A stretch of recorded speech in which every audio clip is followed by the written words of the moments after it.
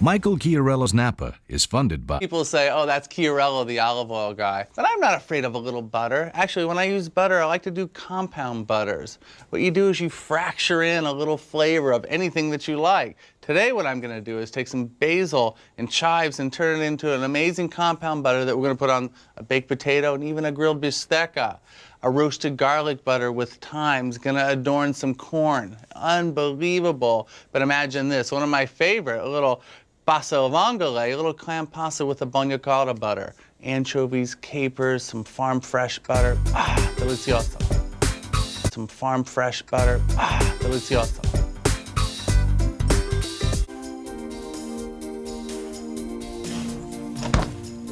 I'm all about flavor, wherever I can get flavor. Today we're going to put flavor inside some butter. We're going to do some compound butters, and they're fantastic to have around. Once you make a batch, you do a couple of pounds, you wrap them up, you keep them in your freezer, be sure to label them, and you can do a million things with them. You have a steak that comes right off the grill and a pat of basil butter on top is incredible. You need to make some pasta, olio aglio, right?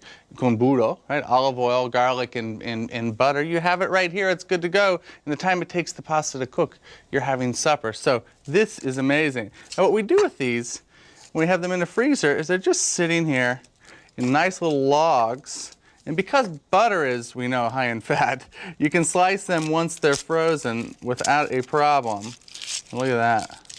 So all you do is open them up a little bit. Then all you have to do is take your butter and give it a good slice. This came right out of the freezer, and that's no problem at all. You just cut them into little lozenges, and you're good to go. Now to make these is just as simple as it is to use them. The first one I'm going to show you is a roasted garlic butter, and these are fantastic. I love the flavor of roasted garlic. It really mellows as they roast. Give them a little crack, and you peel a bunch of cloves of garlic. I like those little things that you can roll as well. It takes a little bit of the time out, but it's no big deal. If you rack it with your knife once, the peels come off really easily. Now what we're going to do to roast these is we have a handful of garlic cloves right here. We're going to take a small pan and a good amount of olive oil because we're going to use this oil afterwards to work right into the compound butter as well. So get the oil warm. As it's getting warm, go ahead and add your garlic. And these are going to roast for about 20 minutes. You can see they're just starting to simmer. We're going to turn them down and let them roast really slowly over a 20 or 30 minute period. Those are perfect. As they roast and mellow, you can see they begin to float. All you're going to do is give this a quick strain. And we're going to save this garlic oil. We're going to use some of it for the butter.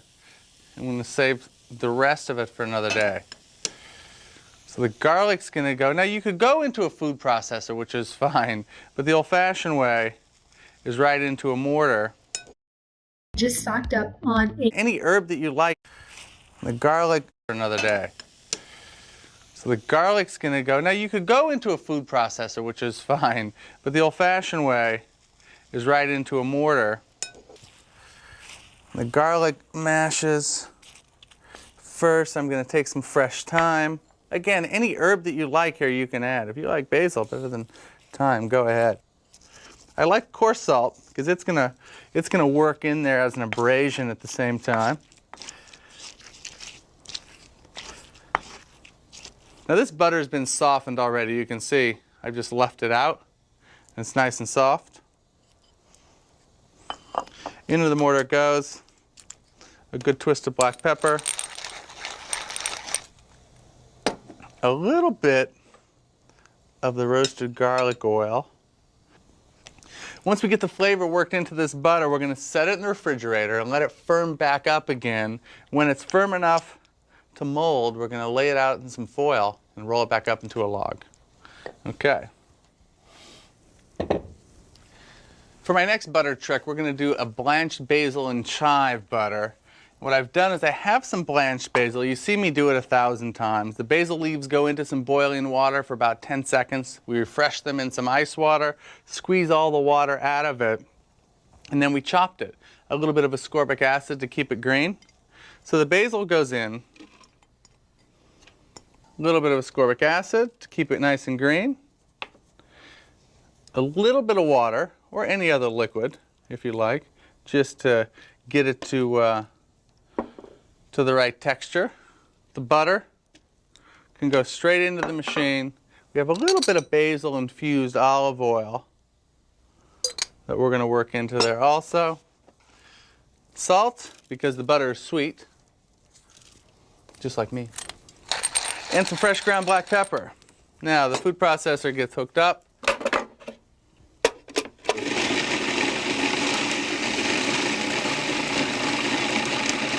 All right, here we go.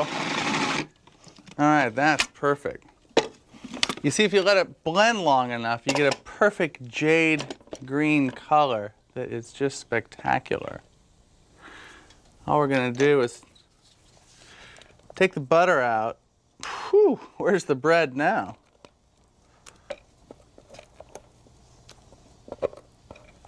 All right. What we're gonna do is add a few chives right on top. Now chives, I love to just snip them in with some scissors. You don't need to get a knife dirty for this one. Now the chive flavor, I like to be separate from the basil. If we blended the chives and the basil together, it would all kind of mush together as one. Now when you bite into a chive, it's really an accent.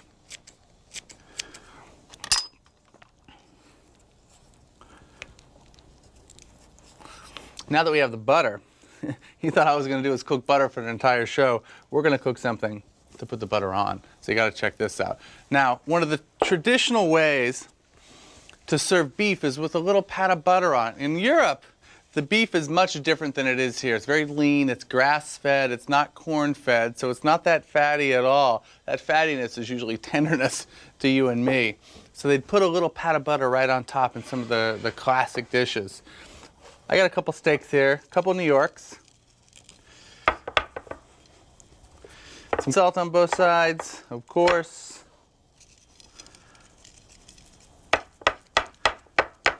Grab a little bit of olive oil. Ooh, ha, better yet.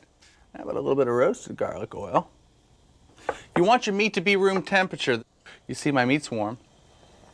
And there it goes. When you set these steaks down, leave them the heck alone. Let them get some good caramelization. While these steaks are cooking, I'm going to put this butter in the fridge to firm back. While these steaks are cooking, I'm going to put this butter in the fridge to firm back up.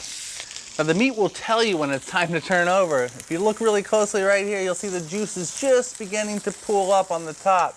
And that way it's pushing enough of the heat through and some of the juices. Now I'm going to flip these guys. Look at that. Caramelization equals flavor.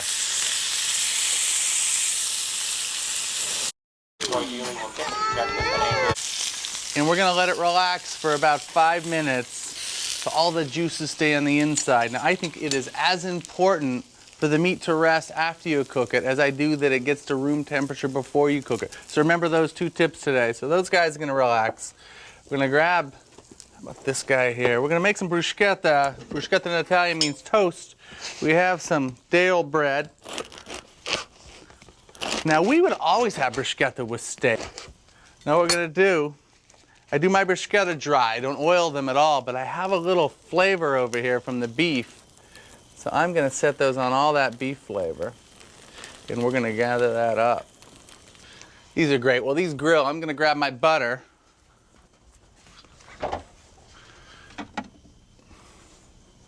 Oh, that's perfect. Look at this.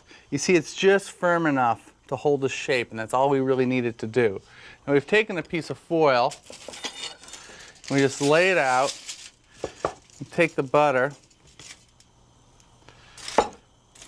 and lay it into the middle of the foil. Understanding that when we get done, this needs to be a log. All right. That's great. Now we use the foil to help form it into the log shape that we need. See that? Just grab the foil.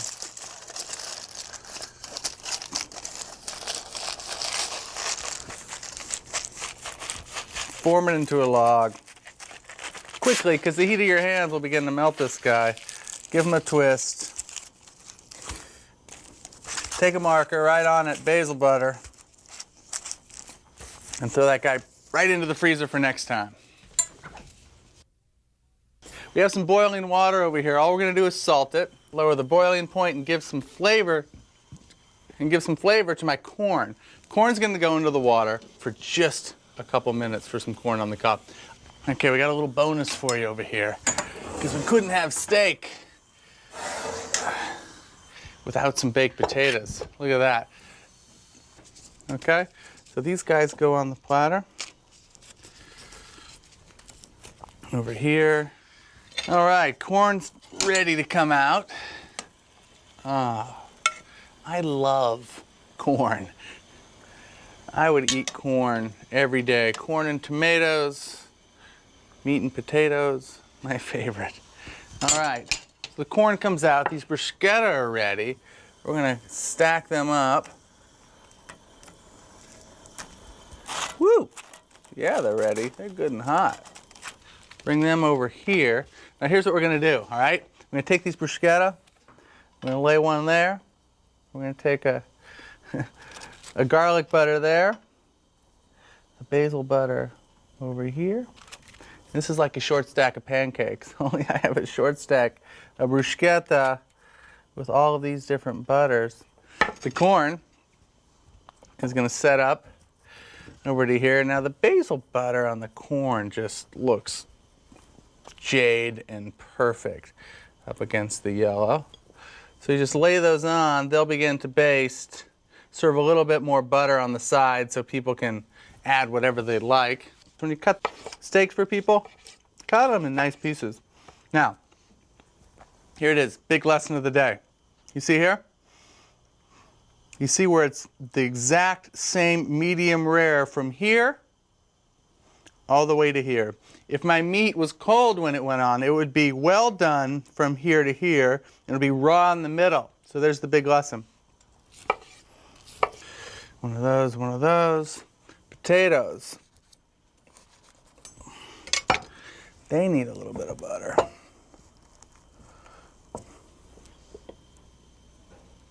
One of those, one of those. My gray salt here. Big twist of the pepper mill over the whole thing.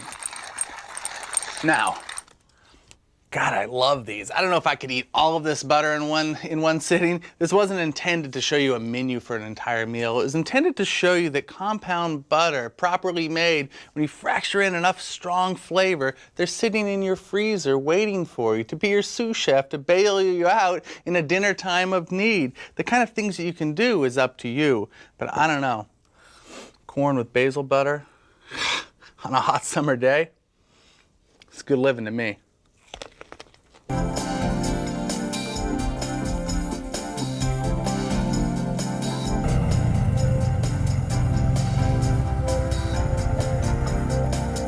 What I love about the architecture in the Napa Valley is that each architect and designer takes the vision of the wine grower or the vintner and brings it to life in the most remarkable way.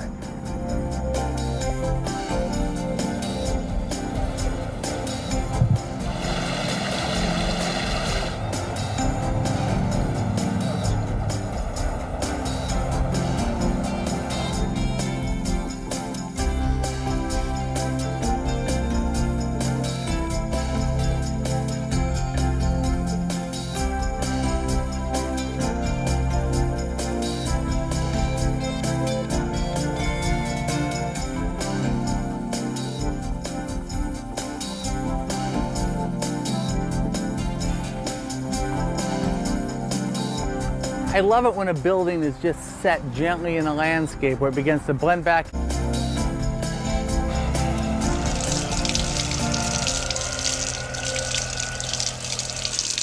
of my favorite things to cook are classic Italian dishes that we revisit. Today we're going to take these salt-packed anchovies and turn them into a bagno caldo. That bagno caldo is an old-fashioned dish of anchovies and garlic and butter. But one of the things that I love to use are these salt-packed anchovies. You can get the little ones that are already in the jar in some sort of olive oil anyway, but first they need to get cured. If you really want to taste an anchovy, grab a salt-packed one from Italy. All you have to do is give them a rinse, Give them a quick fillet. If the salt bugs you, you can soak them in some water for a few minutes. And there's the bone in here, but that's really no big deal. We're just going to take a small knife and just give them a quick fillet. You can see that the meat is dry because they've been salt packed. When I was a kid, we'd go to Monterey and we'd get the anchovies coming right off the dock with a big wooden box full of salt, and we'd pack the anchovies into the salt and then bring them to all of our family up in the northern part of the state. Look at this. Once you get the first fillet off, all you do is peel this guy back. The bones come right out. Give that to the cat. Or don't give that to the cat. It's got small bones. Okay, and then we're going to mince them up. When they're all minced up into a paste, it's really no big deal. Just take a knife. These don't need to be perfect because these are actually going to get sauteed and they're going to melt. They're going to melt in the pan. These are wonderful. And we're going to start by sauteing some garlic that we've minced coarsely. You want a good amount of olive oil in here. The olive oil is part of this dish. And what they would normally do with this is serve it as like a little Italian fondue without the cheese. And you just take some crudité, some raw vegetables, and dip them in it so you get a big bowl sitting underneath the candle staying hot on an icy day up north in northern Italy, and dip the vegetables in. It's fantastic. So what you do is the anchovies go in, and you're going to turn these way down. Then the anchovy is actually going to melt in this oil, and they're going to saute for about 10 minutes. What I'm going to do with these today, other than having them with a little piece of vegetables, I'm going to turn them into a pasta that I love. So while these are cooking, I'm going to add some pasta to the water. So the pasta goes in. All right, and that's going to cook. And these are going to finish sauteing, and then we're going to put them right into the food processor and turn them into a compound butter. Okay, now inside the food processor goes everything. The sweet butter, remember, we don't use salted butter. And in this case, we don't need to salt this butter at all because the anchovies are already salted and they have enough going on. So that goes in. A little Italian parsley. A good twist of black pepper. I always over flavor these butters because this little bit of butter is going to go on a big bowl of pasta here in a couple of minutes. Just give them a quick pulse, mix them all together.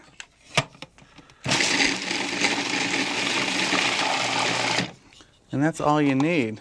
Now, you can make these a day ahead, and the flavor will actually get a little bit further inside the butter. It'll get a chance to develop.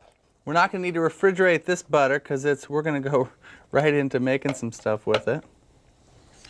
Some of the butter is going to go right into this little pot, and this is just going to melt, and we're going to pour that in a cup for some raw vegetables to see it traditionally.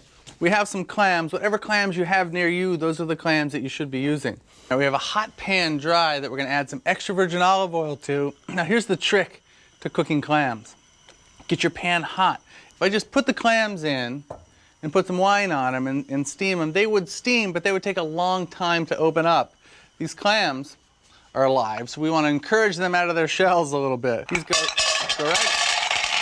go right in. And the really hot pan is going to kind of make them open up much quicker. So I'm going to give those a saute. They're going to, just as the first one begins to release a little bit of its juices, you'll know that because you'll hear it. You'll hear the juices hit the hot pan. We're going to add some white wine. Hear that? Now it's time for white wine. The same wine that you would want to drink with this dish, you want to cook with this dish. White wine, all right. There we go. We're going to give these a quick cover, and then we're going to peek on them in just a minute. Let's give these guys a peek. There they are. All right. Now we have here is this little bagna cotta butter. Well, that's reducing a little bit. I'm going to take this and show you the traditional way. You take a little bowl of this. Take a piece of fennel. Dip it right in. Now the saltiness and the garlicky up against the cool. So you have a hot butter and a cool sweet fennel. That is unbelievable. I haven't had that in about 20 years like that. Okay.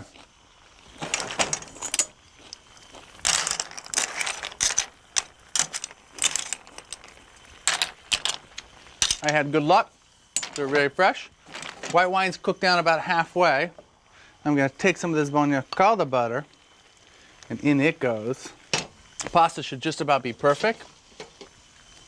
Pasta goes in. If your clam's got a little dry and you didn't put enough white wine in it, no big deal. You know what you do? Take a ladle, you go in, you get some of this pasta water, right? And you go right into the pasta. Why? Because it has the flavor of pasta. Why is that good? Because we're making pasta, of course. All right. Now, the pasta's still a little bit firm. I want this pasta to cook in here. Now, I know you always see the guys on those commercials on TV where they take and they just toss it off the flame and they go right to eat it. We don't like that all the time, especially with brothy things like this. We want the flavors to go inside. So we're gonna push the pasta there into the juice. As the pasta continues to cook, it'll be soaking in all those flavors. And all we're gonna do is add a little bit of fresh chopped parsley. Now, parsley is not one of those things you just throw on a plate right at the end and eat. You know, raw parsley is, fine, but not great to cook with like this. I actually like it to get hot. I like the flavors just to explode in there so you have a fresh parsley flavor that's just cooked. Ah, gosh. Now, pastas like this, you don't pass the Parmigiano, okay? It makes the clam taste like she's not so fresh. Now, you can serve these. You see the kind of pot I have here? They're perfect. These two-handed casseroles like this go right onto the plate, or you can take a beautiful earthenware dish. I like to do these things at the table. You go to the table with the pot and you turn it out in front of everybody. Everybody gets the steam and everything. Here we go. Look at that.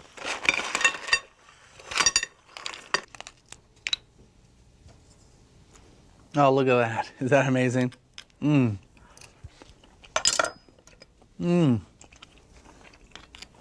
compound butter flavor right through the clam, right into the pasta. Incredible. Now you take a technique like this, right? First, skip putting butter on your bread all the time. Just buy some better bread. Use your butter calories for compound butters. You see, we put a handful of compound butters together. They're sitting in our freezer. What did we cook today? A bistecca. With the basil butter, spectacular. Some fresh corn in that same butter, baked potatoes, bruschetta with compound butter at the same time, some pasta al vongole. Life doesn't get any better than this.